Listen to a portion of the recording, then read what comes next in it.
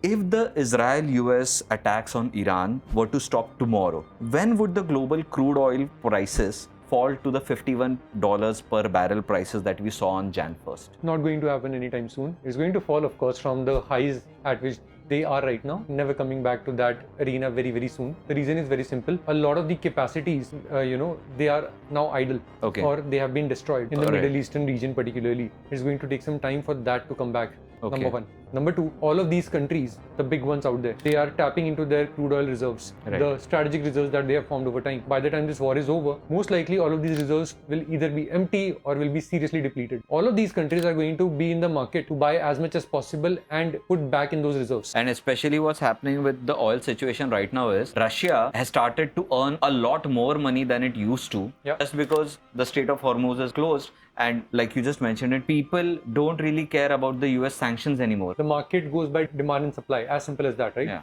US had imposed sanctions that even if Russia is here to sell you stuff, you can't be buying it. Yeah. The US has, number one, it has loosened the sanctions. Right. And as soon as that has actually happened, countries are falling over each other to say that, hey, you got Russian crude, LPG, naphtha, anything else, we want it. The result is that Mr. Vladimir Putin is the cigar-smoking boss right now. Absolutely. He is sitting on his couch with his polar bear out there and saying, who needs what? Tell me. It's practically that kind of a scenario. True. And the result is, because Russians are able to command a premium, so are others. Now look at Saudi Arabia. Saudis are selling their crude with a premium of $19.5 per barrel. Whoa. That's a huge number. And it's only possible because there is so much demand and so less supply. People generally misunderstand the fact that, so let's say for example, around 20% of oil supply is constrained that passes through Hormuz. Okay.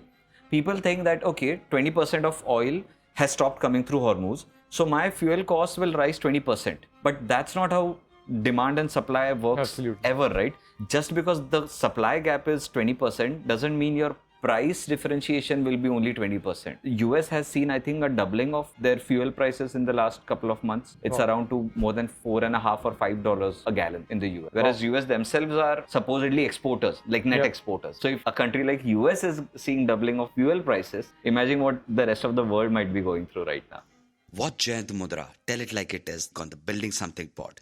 Do not miss this masterclass in finance and geopolitics. Subscribe and hit the bell icon right now.